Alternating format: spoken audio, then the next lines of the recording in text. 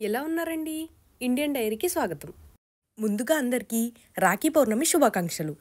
అసలు మనం ఈ రాఖీ పండుగ ఎందుకు జరుపుకుంటాము? ఈ రక్ష తాయెత్తు ఎవరు ఎవరికి కట్టాలి అనేది మనం చూసుకున్నట్టయితే మన పురాణాల ప్రకారము ఈ రక్ష తాయెత్తును 3 రకరకాల సన్నివేశాల్లో కట్టడం అనేది జరిగింది. ఆ సంఘటనలు ఏంటి అనేవి మనం ఇప్పుడు తెలుసుకుందాము. మొదటిగా చూసుకున్నట్టయితే మనమందరము రాఖీ కట్టిన తర్వాత చదివే మంత్రం ఏంటో అందరికీ తెలిసిందే కదా. దాన్ని మరొకసారి గుర్తు తెచ్చుకుందాం.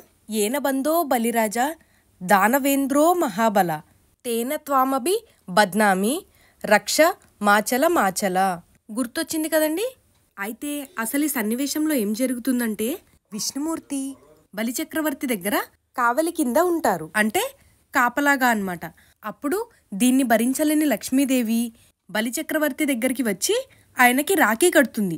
అప్పుడు ఆ బలిచక్రవర్తి లక్ష్మీదేవికి రక్షణగా ఉంటానని నీకు ఏమి కోరిక కావాలో కోరుకో అనగా అప్పుడు లక్ష్మీదేవి తన భర్తని వదిలిపెట్టమని కోరిక కోరుతుంది.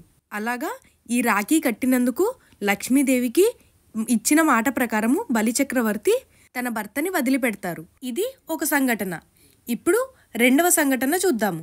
ఒకానొక సమయంలో దానవులకు దేవతలకు యుద్ధం జరుగుతూ ఉంటుంది. అప్పుడు దేవతలో ఒకరైన ఇంద్రునికి తన భార్య అయిన సచీదేవి తన భర్త రక్షకి పూజ చేసి ఇంద్రుడికి రక్ష కడుతుంది. ఈ విషయం తెలుసుకున్న దేవతలందరూ కూడా తమ తమ భర్త రక్ష కోసమని అందరూ కూడా పూజలు చేసి ఆ రక్ష తాయెత్తులను తమ భర్తలకు కడతారు.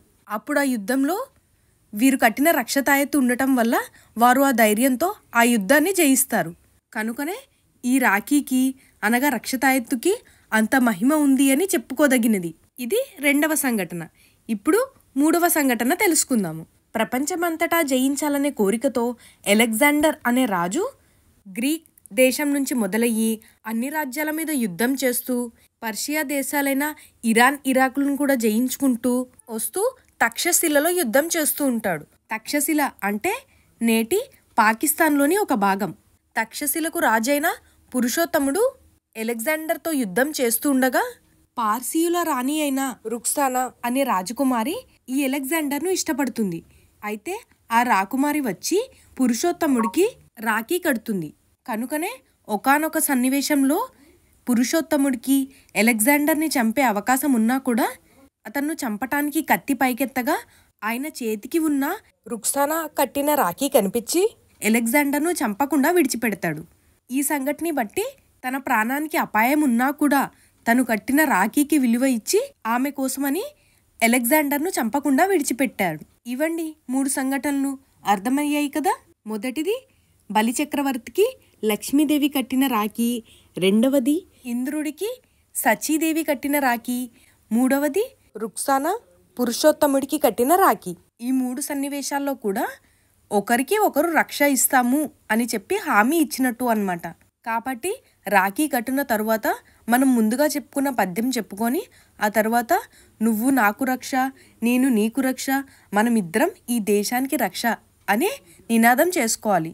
కాబట్టి మనం కూడా ప్రతి సంవత్సరం మన హితం కోరుకునే వారికి రాఖీ కట్టి వారి రక్షణకై తోడ్పడదాం.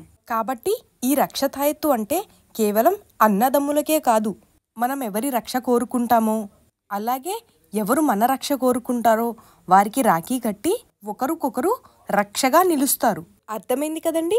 అసలు ఈ రక్షాబంధన్ లేక రాఖీ పౌర్ణమి అంటే ఏంటో, ఎవరు ఎవరికి కట్టాలో, కట్టిన తర్వాత ఏం మంత్రం చెప్పాలో, అలానే మనం కట్టిన రక్ష తాయెత్తుకి విలువిచ్చి జీవితాంతం వారికి రక్ష కింద నిలవాలి. నా ఛానల్ని సబ్స్క్రైబ్ చేసుకోరా అండి ప్లీజ్. అండ్ అలానే నోటిఫికేషన్స్ ఆల్లో పెట్టుకోండి. అండ్ లైక్ చేయండి, షేర్ చేయండి, కామెంట్ చేయటం మర్చిపోకండి. థ్యాంక్స్ ఫర్ వాచింగ్ అండి.